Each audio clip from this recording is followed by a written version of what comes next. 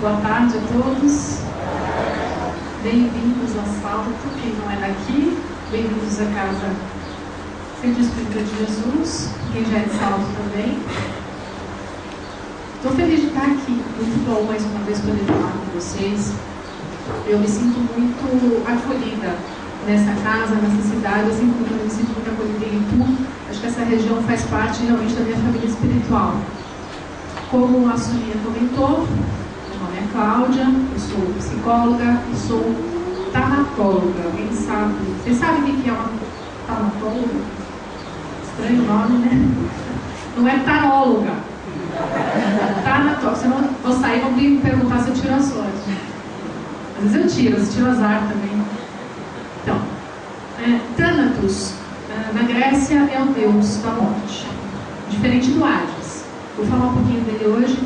O Hades era o deus do submundo. Todo mundo subterrâneo, todo mundo dos mortos era governado por Hades. Thanatos não, era o deus da morte. Ele personificava o evento morte.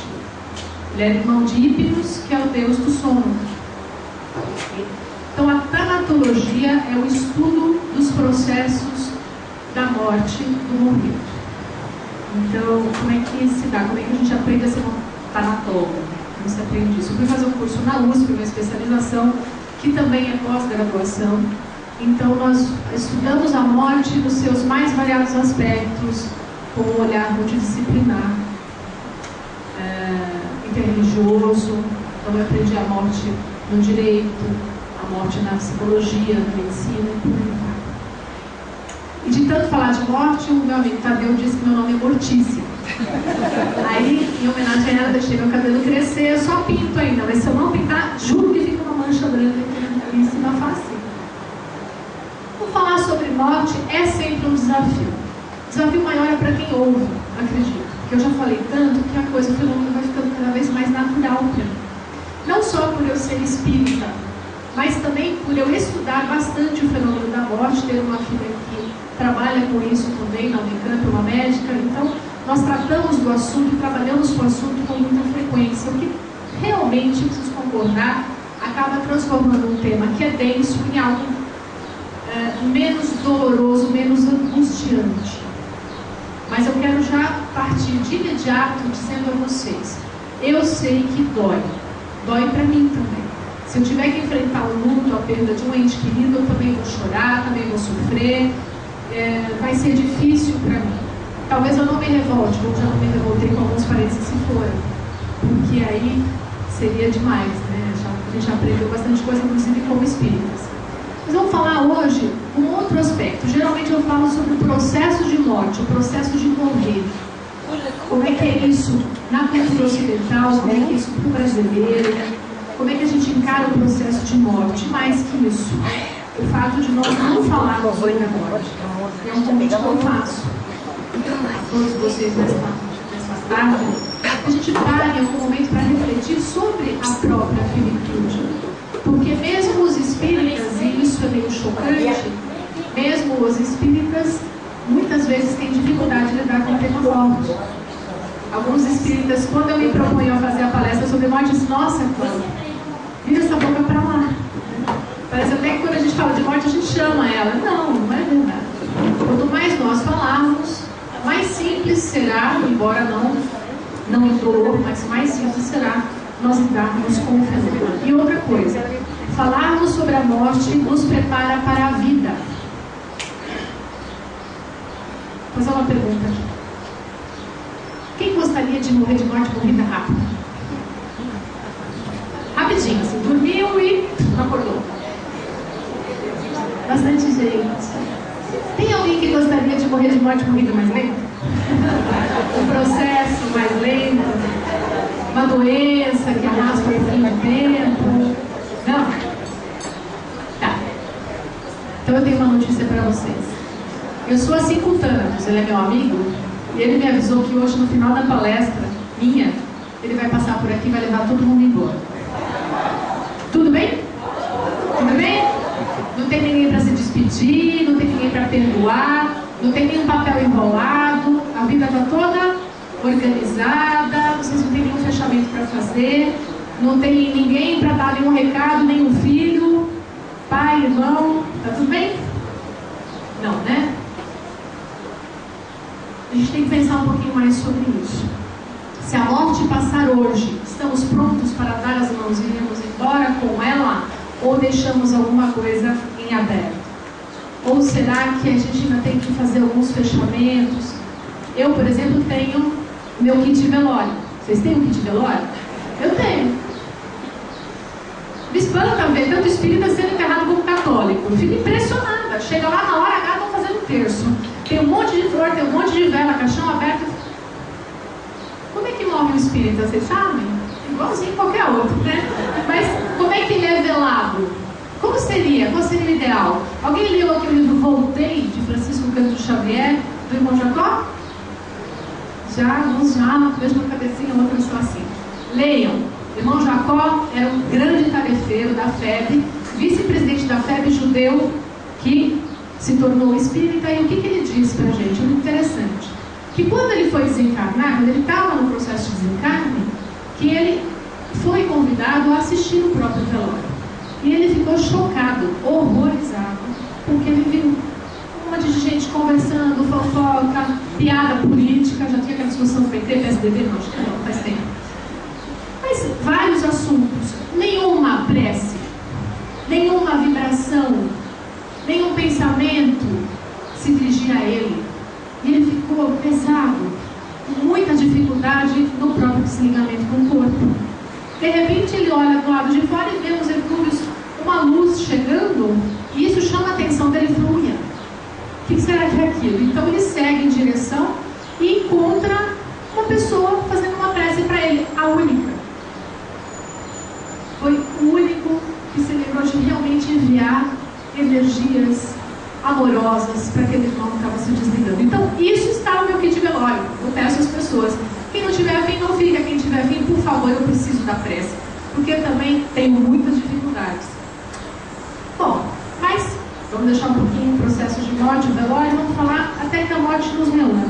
Antes, algumas reflexões um pouco pontuais aí no espelho quebrado. Tem uma lenda árabe muito antiga que diz que a verdade foi criada por Deus na forma de um grande espelho, um espelho gigante. Em determinado momento, acho que Deus era decorador também, ele falou: quero que tire esse espelho daqui e passa para lá. Então ele chamou 4 anjos, que cada anjo pegasse uma das pontas desse espelho e carregasse de um lado para o outro. Acontece que um deles tropeçou no ângulo e deixou escapar o grande espelho, que caiu do céu e se espatifou na terra em milhões de cacos. Se fosse a terra de hoje, bilhões de cacos, 7 bilhões de cacos. Os humanos, sabendo que o grande espelho da verdade havia sido despencado do céu, correram e foram pegando cada um deles um caquinho do grande espelho. E aí se ouvia, cada um com seu caquinho: eu estou com a verdade. Ele falou: não, eu estou com a verdade. Aí o outro pegava o caquinho: não, a verdade estou eu. E todos eles, cada um com seu caquinho, não percebiam que a verdade é muito maior do que esse pequeno caco que eu tenho. A minha verdade é só um fragmento da grande verdade. Eu não sei tudo, eu só sei que nada sei, já dizia o sábio. Então é o meu caco, mais o caco de cada um de vocês aqui nessa tarde, que precisam ser unidos e se completarem numa verdade um pouco maior. Por que eu falo isso antes de começar efetivamente a morte nos reúna? Porque eu tive uma inspiração ontem, quando eu estava fechando a palestra, e eu queria dizer a vocês: amanhã é um momento muito especial no nosso país. Não me importa saber qual pedaço de caco vocês estão carregando, nem qual caco eu carrego. O que é importante que nós saibamos é que nós precisamos ser tolerantes e amorosos. Nós precisamos aceitar que cada um tem o seu caco, no seu formato, do seu jeito, com as suas vivências, com a sua história. Então que nós possamos amanhã acordar com espíritos de fraternidade, aceitar preocuparmos quem vai votar em X ou Y. Porque, no final das contas, o mais importante, voltando aí para o velório, são as orações, as vibrações que a gente tem que fazer pelo vencedor dessas eleições. Que a gente possa ajudar no novo governo, que ele possa se sustentar numa ética relativa, mesmo que imperfeita, e nós temos que saber que a ética no governo ainda é imperfeita porque somos também imperfeitos. Quando nós todos dermos conta de termos o espelho por completo, qualquer um que venha se eleger também vai ser completo, também vai ser bom, vai ser ético. Quando todos nós já tivermos aprendido a racionar, a cuidar, a amar, a não escravizar, seja humano ou animal, quando nós tivermos aprendido todas as lições, por certo, qualquer um que se candidatar será um bom político. E vou além, nem vamos precisar mais de políticos, porque já seremos seres autônomos. Então, passando esse convite, vamos falar então um pouquinho da Grécia, para voltar para a morte. Lá na frente eu vou amarrar um pouquinho a questão da eleição com nos reunirmos com aqueles que nós amamos no plano espiritual. Deméter, por falar em democracia, que é uma palavra grega, Deméter era a deusa da natureza na Grécia antiga. Houve uma época, segundo os gregos, em que tudo que se plantasse frutificava. Uma época de grandes colheitas, etc. E aí eles tentaram explicar os invernos mais rigorosos a partir de Deméter. Deméter então era a deusa da natureza, ela vivia muito bem com sua filha Perséfone, pelos campos da terra, eram as duas muito ligadas, até que um dia o deus Hades, que eu falei no comecinho, que é o deus do submundo, viu a Perséfone colhendo narcisos na terra, e aí apaixonou. Ela era muito bonita, e ele sabia que a Deméter era brava pra caramba, a mãe dela, né? Ele falou, enfim, claro que os deuses se conheciam, né? Ele falou, quer saber, eu não vou nem avisar a mãe, vou sequestrar. Colocou a Deméter lá no carrinho dele e foram pro fundo.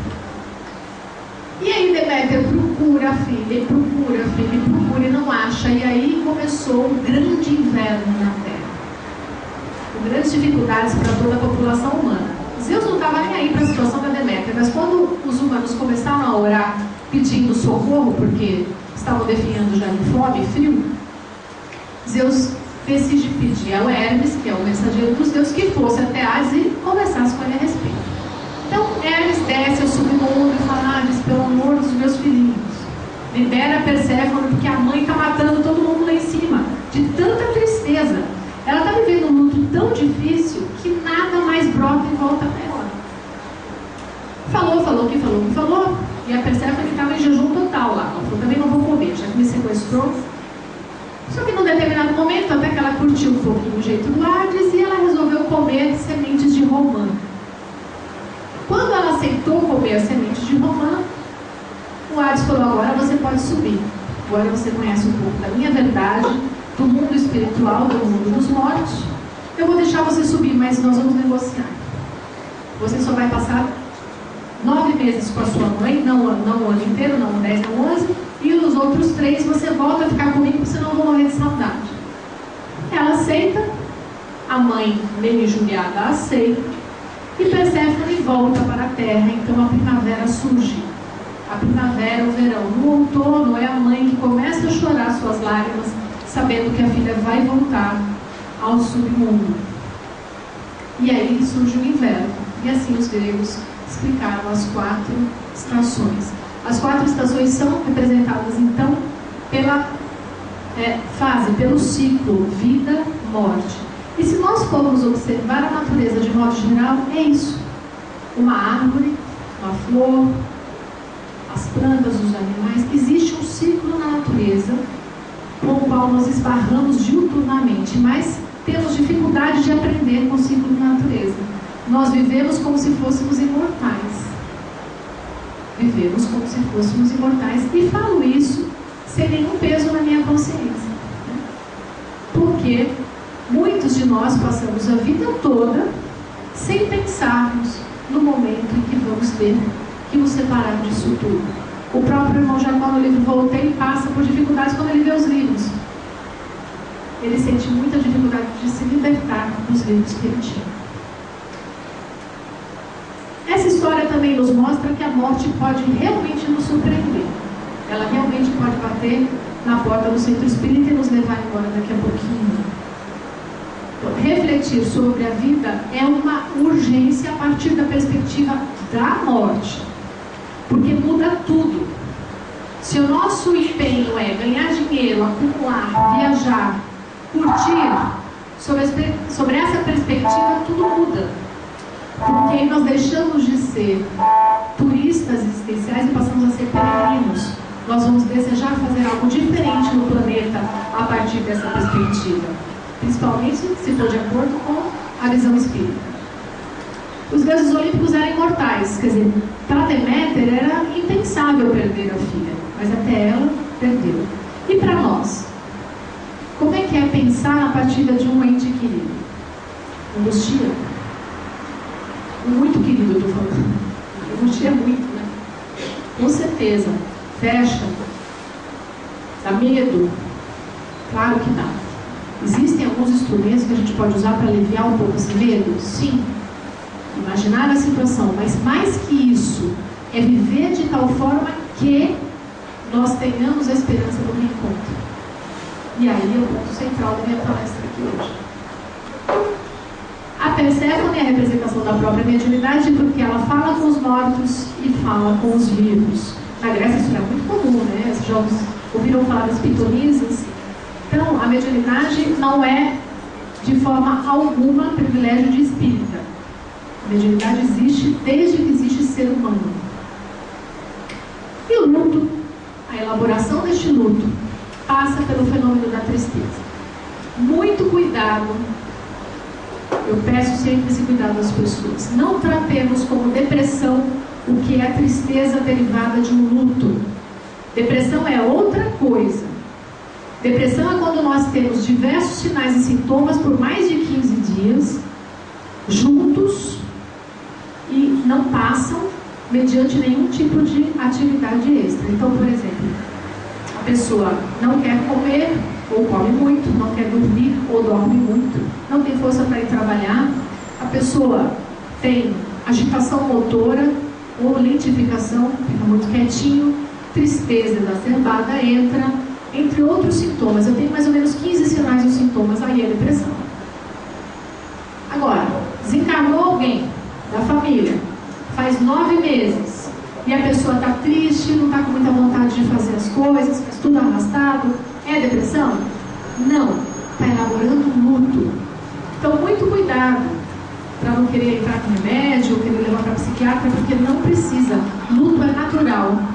Luto, nós temos a capacidade, a resiliência para voltarmos a uma situação de normalidade após uma perda dolorosa. Passou de 2 anos, não elaborou? É luto patológico, aí sim nós vamos olhar. Aí nós vamos tratar. Ok? Tendo isso claro para todos, também quero trazer mais um ponto. Muito cuidado quando alguém chora a dor de uma perda e nós ficamos assim: ah, nós vamos sair, sai daí, vamos lá, põe uma roupa bonita, passa um batom, vamos curtir. Imagina, para, deixa pra lá, fica lá infernizando que já morreu, senão vai ficar chateado. Muito cuidado. Respeitemos a lágrima daquele que chora. Vamos acolher. Eu sei que está doendo. Vamos entrar dentro da caverna com a pessoa e vamos ficar lá um pouquinho com empatia. Não tentando fazer uma festa para que a pessoa saia, porque não é isso que ela precisa. Ela precisa de acolhimento e entendimento para a dor que ela está vivendo.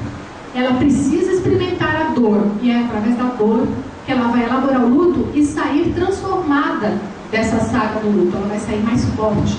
E na próxima perda, ela já sabe que ela tem instrumento interno, ela tem ferramenta para dar conta daquela perda. É que nós estamos num momento social em que ser feliz é uma ditadura. Vocês não podem chorar, eu não posso chorar, porque isso incomoda muito os outros. Parece que é fracasso. Revista Cara só mostra a gente feliz, não é? O tempo todo. Revista Exame só mostra vencedor. Mas o mundo como ele é diferente. Ele tem alegria e ele tem tristeza. Ele tem conquistas e ele tem fracassos.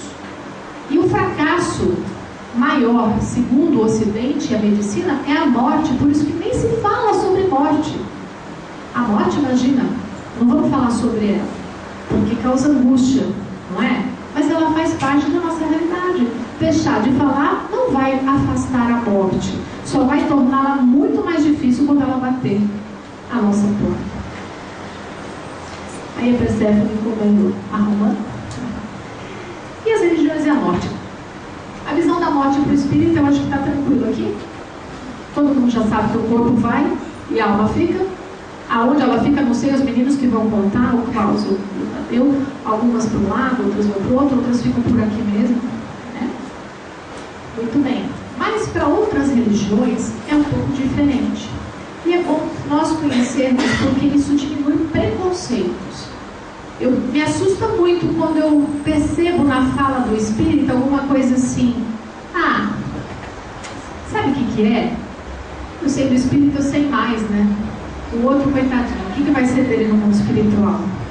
Ou então, está naquela religião porque é o momento evolutivo dele, né? Quando ele evoluir mais, ele vai ser espírita. Deus do céu, esse tipo de discurso. Eu conheço budistas, judeus, islâmicos maravilhosos, ateus maravilhosos.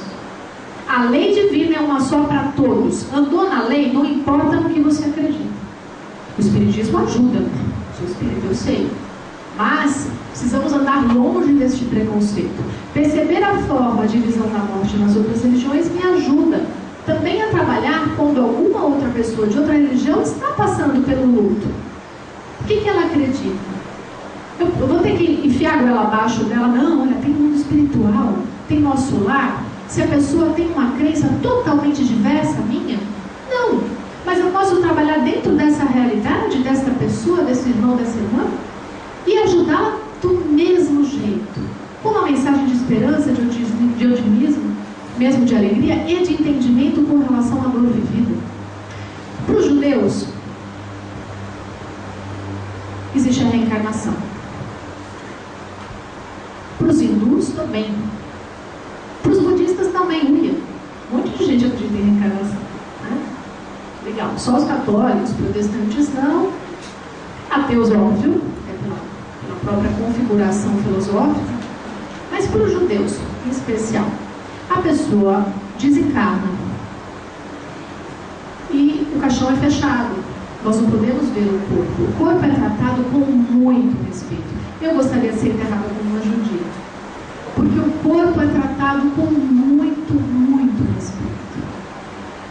Eles não são como muitos cristãos que vai lá, abre, vê, faz biópsia, faz autópsia e vira o corpo. Eu já vi acontecer. E IML é uma coisa horrorosa. Isso é proibido no judaísmo.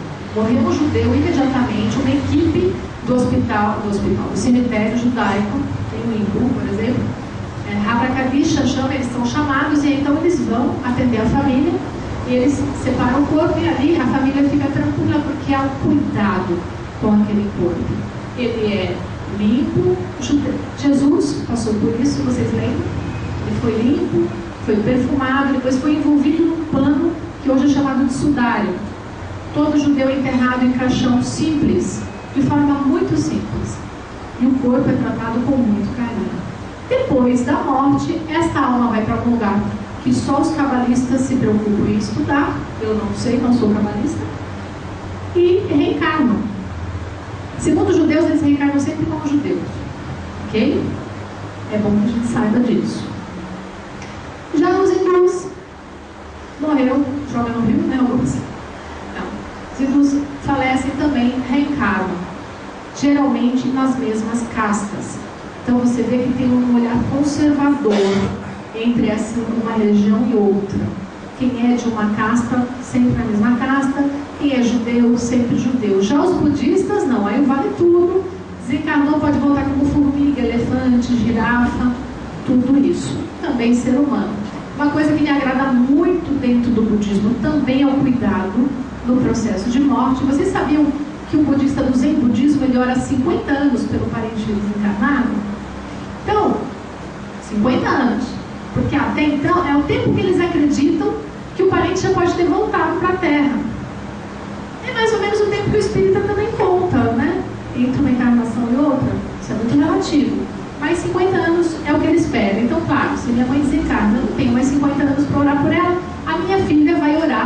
memória da minha mãe, a sua avó e a minha neta, e por aí vai. É bonito e ajuda muito, né? Muito bem. E para a ciência, como é que é a morte? Existe uma perspectiva materialista dentro da ciência? Existe, mas isso é uma hipótese. Ninguém comprovou que Deus não existe. Ninguém na ciência conseguiu provar que a alma não existe. Então nós fiquemos muito tranquilos. Quando algum chato cientista virar e falar assim, mas isso que você está dizendo é um dogma, nós podemos dizer, isso que você está dizendo também é um dogma, porque ainda não está provado que só existe matéria. Mas existe um número grande de cientistas que está se aprofundando na experiência de quase morte. E aí estão surgindo evidências, através do método da ciência, de que a alma continua viva quando o corpo para. Eu mesma vivi uma situação bem interessante. Eu não tive EQM, mas uma paciente minha de 8 anos chegou para mim porque teve uma experiência de quase morte. E a mãe evangélica estava muito preocupada. O que aconteceu? A menina teve 2 paradas cardíacas por um outro problema. E aí a equipe médica, o médico dela, chamado Dr. Renato, nunca vou esquecer, começou a trabalhar para ressuscitar a menina. E todos ficaram em cima, muito preocupados, e fizeram o máximo, até que ela não respondeu. O Dr. Renato então pediu ao residente que desligasse os aparelhos, porque a menina tinha morrido. A mãe estava junto, vendo tudo aquilo, que ela entrou na emergência. A mãe chorando, o médico muito chateado pela situação. Passam-se alguns minutos e a menina desperta, sozinha. E aí, ao despertar, a mãe, chorando de alegria agora, o médico volta e a menina fala, Dr. Renato, falou para ele, o que aconteceu? Porque enquanto ele tentava ressuscitar a menina sem sinal, ele dizia, querida, volte, nós não combinamos isso, vamos lá, de volta agora. Várias vezes ele disse isso. E aí, quando ela voltou, ela disse assim, o que foi que nós combinamos, doutor Renato? Eu não lembro de ter combinado nada com o senhor, era para eu voltar para onde? E aí o Renato olha para a mãe, ela me ouviu. E ela disse, não, eu estava pendurada lá no teto. E aí eu via vocês gritando, pulando em cima de mim, dizendo que era para eu voltar. E eu senti muito medo. E eu pedi a Deus para voltar. E eu voltei. Esse caso chegou para mim, foi parar na USP e chegou no Congresso Mente e Cérebro. Por quê? Porque são dados evidentes de que a menina manteve um padrão de percepção extrasensorial, mesmo com o corpo totalmente parado. As funções mentais deveriam estar desligadas, mas ela se manteve desperta com a percepção do que estava acontecendo. Isso é ciência. Então agora a ciência começa a dizer, opa, e aí vem o moço e fala, não, mas acontece que o cérebro cria lá. Sim, existe também essa teoria. Existe uma outra área da ciência que está estudando reencarnação. Ian Stevenson, por exemplo, já desencarnou, e agora o Parks, o pessoal que segue Stevenson, continua o trabalho. Ele começou a pegar relatos de crianças pelo mundo que diziam que lembravam de vidas passadas e ia comprovando, principalmente na Índia, se aquelas lembranças tinham fundamento ou não. O professor Hernani Guimarães, do Brasil, também cientista espírita, fez esse trabalho. Então, a ciência tem um lado materialista, mas também tem um lado que comenta que há uma possibilidade, sim, da consciência continuar existindo após a morte física. Para nós, a morte é uma porta ou é uma parede, então? Acredito que para vocês seja já uma porta. Mas a gente tem que lembrar que para muitos é uma parede. E aí fica muito mais difícil. Eu não posso nem falar em até que a morte nos reúna para esses. Vocês percebem como é mais difícil para a gente trabalhar com quem não acredita em nada depois? Freud, por exemplo, era judeu, né? Você sabia disso? Todo judeu acredita no Deus único? Não. Freud era ateu. Mas era judeu. Como é que pode isso? Que absurdo.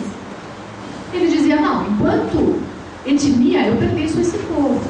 Quando os nazistas começaram a tomar o espaço na Alemanha, ele falou: eu sou judeu, mas não acredito no Deus que o Abraão comentou, não acredito nesse Deus. Então o que aconteceu com Freud no final da vida dele? Vocês sabem? Teve um câncer grave. Como é que ele resolveu isso? A angústia dele. Eutanásia. Ele pediu para um amigo aplicar determinada substância na veia e ele desencarnou mais cedo. Imagina a angústia dessa pessoa. Então, é mais fácil nós tratarmos agora. Vamos nos reunir? Sim, porque a porta vai ser aberta. A porta é estreita, falou Jesus. Na saída, na chegada para o planeta também foi bem estreita a porta. Passamos sozinhos e vamos embora sozinhos. Eu acho que essa é a maior angústia. Uma certa sensação de solidão no processo. Vocês acham que é mais fácil nascer ou morrer? Nascer? É? Então vamos assim. Quem acha que é mais fácil nascer? É? Mais fácil nascer? Me ajuda aí. Quem acha que é mais fácil morrer? Vocês estão bem divididos. Parece Dilma e Aécio, gente. 50 cada. Os dois são complicadinhos. Eu tenho uma suspeita. Eu acho que é muito mais fácil morrer. Não é porque eu falo da morte, não. É por conclusões. Dedução filosófica. Eu vou dizer para vocês hoje, puxa, a gente se reúne no plano espiritual. Sabe com quem que a gente se reúne no plano espiritual? Com seres que vibram na mesma sintonia que eu. Vocês também. Né? Então como é que vai ser? Pessoa que eu amo demais e pensa parecido comigo e gosta das coisas que eu gosto, morremos? Pombas, óbvio que vamos estar juntos, porque a gente está na mesma sintonia, na mesma dimensão, vibramos numa mesma velocidade. Vamos estar juntos. O nosso perispírito tem o mesmo peso, é pelo peso. Tem que ficar bem levinho o perispírito, viu, gente? Não sei se o Tadeu vai contar isso, mas quanto mais leve o perispírito, mais pro alto a gente vai. O que deixa o perispírito mais leve, menos denso? Ações e vivências morais superiores. Quando nós deixamos de criar tantas raízes nesse plano denso material, quando nós deixamos de nos apegar a essa trilogia maldita com a qual nós realmente temos convivido: individualismo, consumismo, materialismo. Isso não faz parte da nossa natureza. Nós somos seres interdependentes que nascemos para amar. Somos filhos de Deus. E quando nós retomamos a nossa essência divina, nós deixamos de densificar o perispírito e vamos nos elevando. Quem não sabe o que é perispírito, é o corpo que envolve o espírito. Ele é material. Às vezes mais denso, às vezes menos denso. E ele fica com tudo gravado nele. As nossas experiências, tudo mais. Então a porta vai se abrir para mim, a porta vai se abrir para cada um de vocês e nós vamos passar. Eu trabalho com essa perspectiva, acho que vocês também. O que vai ser o outro lado? O que nós vamos encontrar do outro lado? É muito mais fácil eu ser recolhida pela minha família espiritual e estar mais tranquila do lado de lá do que ser parida no mundo material e ter que encontrar com um monte de gente que pensa muito diferente que eu, inclusive antigos inimigos e aqueles que nem são, mas querem ser, que é o inferno. A família nos tem, né? É mais complicado nascer sob esse ponto de vista. Vocês lembram do nosso lar? André Luiz, agora eu fico bastante gente assim. Então, o André Luiz, o que aconteceu quando ele chegou no nosso lar? Todo mundo, que legal, mais ou menos um certo padrão na cidade, não é? Um padrão de respeito, de harmonia, de tranquilidade. Qual era o momento em que a coisa pegava um pouco para ele? Quando ele tinha que descer as zonas purgatoriais para trabalhar. Mas com quem que ele ia trabalhar? Com orientadores, com amigos, com parentes. É a mesma coisa. Nós aqui, vamos dizer que nós formamos uma grande família espiritual aqui no Centro Espírita Jesus. É tranquilo ficar aqui, é gostoso ficar aqui. A gente vai gostar de trabalhar juntos. Nós vamos juntos em outros setores mais difíceis e vamos trabalhar. Mas quando termina o dia, quando termina a tarefa, todo mundo volta lá para o nosso lar. E todo mundo volta na mesma família espiritual. Já nós aqui na Terra, não. Muitas vezes nós saímos para trabalhar e voltamos para o purgatório, que é a nossa própria casa, dependendo do clima que nós criamos ali dentro. A Terra é muito difícil de viver. Vocês sabem, vocês estão sentindo o quanto está difícil esse momento planetário. Eu quero que vocês se matem hoje, porque senão vai tudo por água abaixo, não é isso? Só estou tentando dizer que às vezes a morte não é tão feia como nós pintamos essa nossa querida. A morte abrupta e o processo de morte mais alongado. Só quero deixar mais um ponto esclarecido. Embora muitos queiram morrer de morte abrupta, mas muitos querem morrer velhinhos dormindo, é isso? Acho que nem 3% das pessoas morrem assim. A maioria de nós morre de doença no processo mais alongado. Diabetes, câncer, inflamações variadas, parali, pororó, pururu. Isso não é de todo mal. Isso é bom, porque nos ajuda a nos desligarmos do corpo com maior serenidade. O susto da morte abrupta num acidente, para quem tem muito fluido vital, é complicado o desligamento neste momento. Fica um pouco mais difícil. Passar por um processo de adoecimento pode nos ajudar aí no nosso despertar também. E o grande desafio de hoje, até que morte nos reúna. E aí a pergunta que eu gostaria que cada um levasse para sua casa hoje no final da tarde. O que é o Espiritismo para você? O que é o Espiritismo para mim? Eu estudo o Espiritismo, estudo as obras básicas, eu adoro Allan Kardec, eu acredito na reencarnação. Muito bem, crer na reencarnação, o que isso muda a tua vida? O que isso faz com você? Qual é a alteração existencial que você tem a partir deste ponto de vista? Ou você continua fazendo mais do mesmo? Ou eu continuo fazendo mais do mesmo? Na hora H, eu não consigo pensar como espírita, eu penso como ser que tem muitas coisas para serem trabalhadas. Agora, o Espiritismo é uma filosofia de vida, é um modo de ser e existir no mundo, é uma doutrina educativa, fundamentalmente. O Espiritismo também é religião. No Brasil tem sido feito só religião do Espiritismo, e nós temos que tomar muito cuidado com isso, porque o Espiritismo é filosofia, o Espiritismo também é ciência e é, acima de tudo, uma proposta de transformação da humanidade. Está lá no Evangelho. É uma proposta de transformação de todos nós.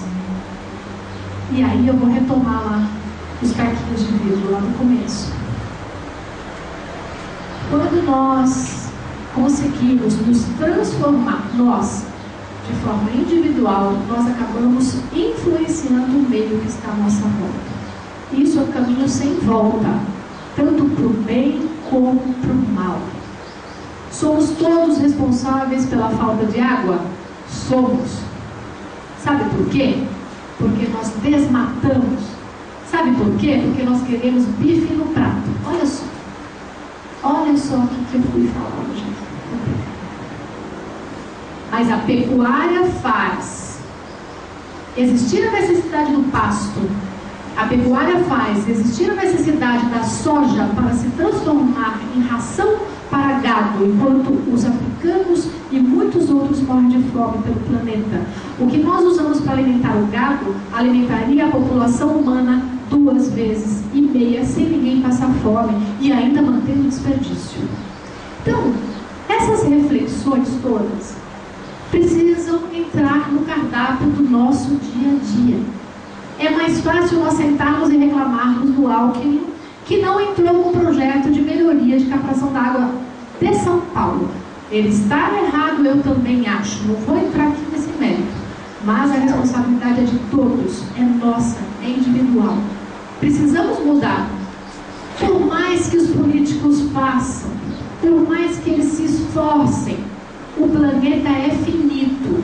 Ou nós saímos desta trilogia materialista, individualista e consumista, já, ou nós, por mais poços, por mais represas, por mais tudo que a gente venha a fazer, teremos pouco tempo chance para a própria espécie humana. Esse alerta eu já faço faz alguns anos. Na verdade não é meu, é alerta dos cientistas. Não sou eu que estou falando. Então, o que é ser espírita? Ser espírita é olhar para o mundo, é olhar para a natureza, é olhar para a escravidão animal, é olhar para a escravidão humana que não existe, é olhar para a mais-valia. Ser espírita é olhar e se questionar: puxa vida, a minha hora de trabalho vale tanto. A hora de trabalho da minha faxineira vale 10% do que eu ganho. Por quê? Ah, Cláudia, mas você estudou. Sim, e ela não estudou, mas e daí? Ela trabalha 8 horas por dia, ela dá o sangue, ela dá o maior amor que ela tem pela minha família, ela me ajuda a cuidar do meu filho, que é a coisa mais sagrada que eu tenho no planeta hoje, que é a minha missão maior. Por que a hora dela vale menos que a minha? Porque eu confabulei mais com a minha mente, ela menos por falta de oportunidade. Então, esse tipo de questionamento é importante a gente fazer, porque tudo isso passa por uma transformação social que começa no nosso modo de ser e existir no mundo. Por que isso é importante? Porque se nós queremos nos reunir no mundo espiritual com seres mais elevados, seres que nos amam, os nossos orientadores, nós precisamos mudar o nosso jeito de ser e existir hoje. O planeta está em transformação, ele passa por um momento grave, derruba os nossos paradigmas anteriores, porque nós achávamos, na nossa utopia católica, que isso aqui ia virar o paraíso quando virasse um mundo de regeneração, sem ter que passar por dor nenhuma. Não é e não vai ser assim. Vamos sentir dor, vamos sentir necessidades, porque é pela dor, infelizmente, ainda que nós precisamos aprender. Vai ser por esse caminho. Agora, o quanto vai ser de dor, mais ou menos, eu não sei. O que eu sei, e como psicóloga eu vou falar agora para vocês, e como espírita principalmente, o mais importante não é estocar água, nem arroz, nem feijão, nem cebola. O mais importante é aqui. A força, a fé, a coragem, o bem, o amor. Porque na hora que bate o desespero no irmão, você tem que ser o enfermeiro e não o doente desesperado arrancando os cabelos. Na hora e quando a dor bater a porta nossa e dos nossos companheiros, nós temos que ser o ser que sustenta. Isso é ser espírita. Isso é colocar o espiritismo na vida. Um grande amigo meu dizia, um outro professor dizia também, da Luiz Peixinho, o espiritismo, imagine um colar de pérolas, várias contas. Cada pérola é um saber humano. Uma pérola é psicologia, outra é medicina, outra pérola sociologia, por aí vai. Tá? Tudo que os humanos sabem são as pérolas. O espiritismo não é mais uma pérola. É o cordão que perpassa todas as pérolas. O espiritismo está em tudo. Eu não me apresento exatamente como psicóloga, eu sou primeiro espírita. Porque qualquer coisa que eu faça e exerça nesse mundo tem como base a doutrina na minha existência. Então eu sou reencarnacionista, mas eu não acredito, eu sei. Eu sei. É outra história. Não é só uma hipótese para mim, é uma certeza. Eu sei que há reencarnação. Eu sei que nós vamos nos encontrar. Como nós vamos estar do outro lado depende do nosso padrão de vibração. Depende do que nós sentimos, depende do que nós fazemos, depende do quanto nós ajudamos o nosso irmão no caminho. E eu não estou falando de assistencialismo. É também o assistencialismo, mas é muito mais que isso. O quanto eu ajudo o meu irmão a se educar, a se empoderar, a virar um ser crítico. Tudo passa por Jesus, não tem como fugir dele. Eu sempre fecho as palestras com o mestre querido. Eu estava lendo um judeu chamado Marshall Rosenberg, que tem um livro chamado Comunicação Não Violenta. Quem tem Facebook sabe que a gente não sabe fazer uma comunicação não violenta. Basta ter um impasse no planeta ou impasse local brasileiro e nós estamos vendo amigos, é um absurdo isso, amigos deletando outros por causa de sigla partidária. É uma coisa assim que espíritas. Eu fico chocada, até porque meu marido é judeu, eu sou espírita. Então eu tenho uma visão muito ecumênica de mundo. Então para mim é chocante, assim, cada um pensa, ele é Aécio, eu não sou. Votei no Partido Verde, tudo bem, todo mundo está querendo melhorar o planeta, ele não está querendo afundar o planeta porque ele gosta do Aécio. Não é isso, na visão dele é o caquinho do espelho dele. Vamos ter que respeitar isso. Mas a comunicação não violenta do Rosenberg lógica. Eu fui lendo, fiquei apaixonada. Nossa, de onde ele tirou isso? Gandhi. Claro, inspirou no Gandhi. E o Gandhi era hindu, o Rosenberg é judeu. Vai escutando. Aí, você vai fuçando mais. Mas quem inspirou o Gandhi? Vocês sabiam? Leão de Tolstói, cristão. Tolstói estava muito deprimido. Pensou até em se matar. Começo do século XX, um senhor querido. Aí ele leu o Evangelho, o grande escritor que ele era, ele leu o Evangelho e falou: Eureka, aí, o sentido da minha vida é esse, é o Evangelho de Jesus. Agora eu sei o que eu tenho que fazer, mudar a sociedade para melhor, a partir da perspectiva socialista cristã. Não tem nada a ver com Marx. Socialismo cristão, que é o Evangelho em ação, que não é o que nós estamos fazendo, nem espíritas, nem católicos, nem protestantes. Socialismo proposto por Jesus é outra coisa. Ninguém pôs ainda aqui na Terra o socialismo cristão de Jesus em ação. Tolstói amou e começou a escrever. Gandhi leu e falou: que coisa linda. Aí começou a trocar cartas com Tolstói. E Tolstói falou: é Jesus, Gandhi. Que legal. Vou usar isso na Índia. Usou, e a história você já conhece. Quem não conhece vai pesquisar porque é lindo. E o Rosenberg leu Gandhi, judeu que lê Gandhi, hindu que leu outro que era cristão. E eu vou cair aonde? Jesus. Jesus. Livro Filho do Hamas, está para vender agora na Saraiva. É a história de um filho de um terrorista que trabalhava para o Hamas, que passa a trabalhar para israelenses. E qual é a lógica dele no final do livro? Que você chega à conclusão que ele vai chorar. Ele diz assim: a única maneira de resolver o conflito no Oriente é o perdoai os vossos inimigos, pela primeira vez trazido à Terra por Jesus. Não é à toa que ele é o mestre dos mestres, é o espírito mais evoluído que já esteve neste planeta. Então, gente, seguindo, eu acho que eu não vou ter tempo para os vídeos. Falei muito. Desculpa. Vocês têm mais 5 minutos para um vídeo? Tudo bem? Eu trouxe 2, mas o segundo eu não vou passar, porque vocês podem encontrar, tem lugar aqui, vocês podem encontrar o segundo vídeo no livro do Chico, chama Treino para a Morte. Alguém já leu esse texto?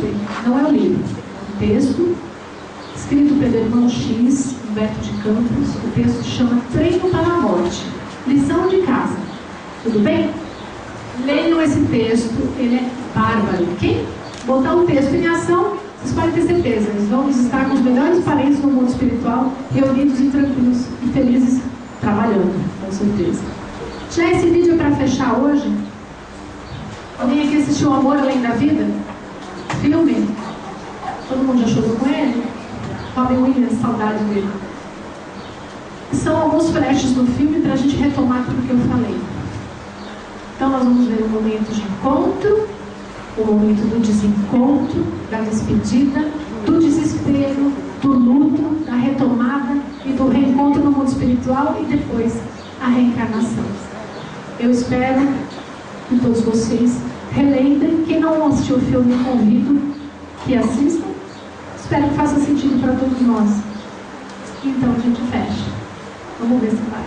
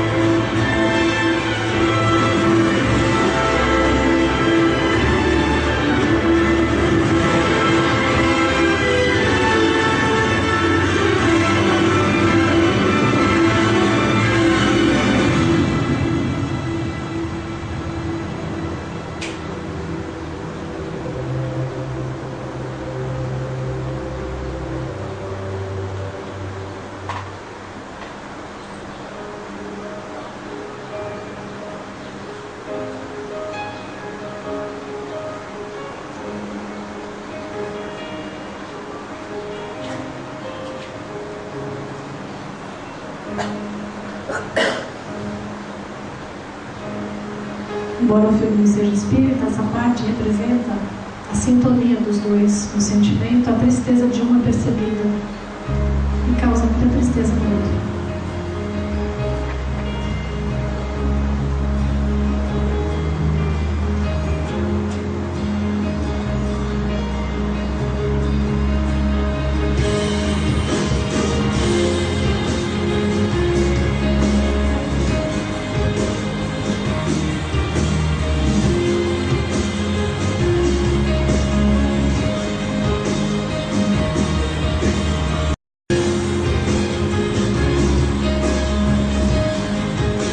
E aí começam os reencontros, né? Ele com a filha.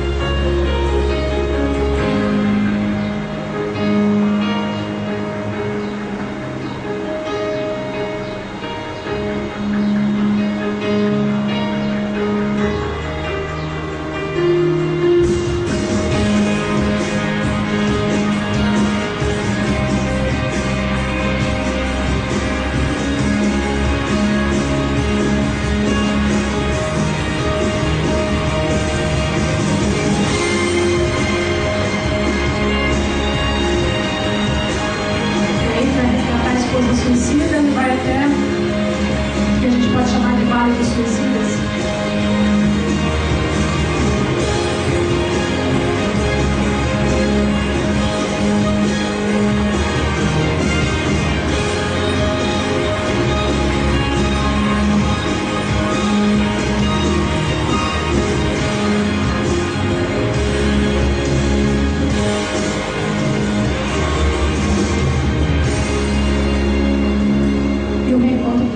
Espiritual. Agora ela no mesmo padrão de vibração que ele.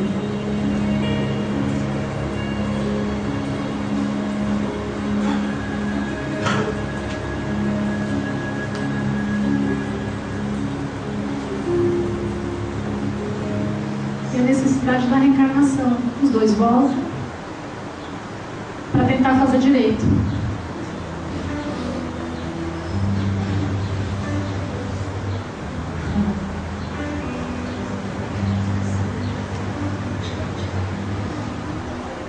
Tem gente que acha que tem acaso, né?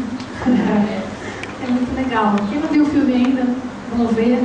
Os dois filhos morrem num acidente fatal. E aí fica um pouco claro também pra gente como é que essa coisa da morte repentina, não fica não? Depois, a mulher se suicida. Ele é o único que está num padrão um pouco mais elevado e consegue não só reencontrar os filhos, mas também como ajudar a esposa. Não é um filme espírita, tem algumas coisas que diferem do que a gente aprende, mas extremamente inspirador. Para quem é espiritualista, vale a indicação deste filme, que eu acho sagrado, tanto pela beleza, pela estética, música, tudo mais. Não vou mostrar o treino para a morte. Já falei 55 minutos antes que a tia Sônia fique brava comigo. Eu vou parar. Espero que tenha acrescentado alguma coisa. Muito obrigada.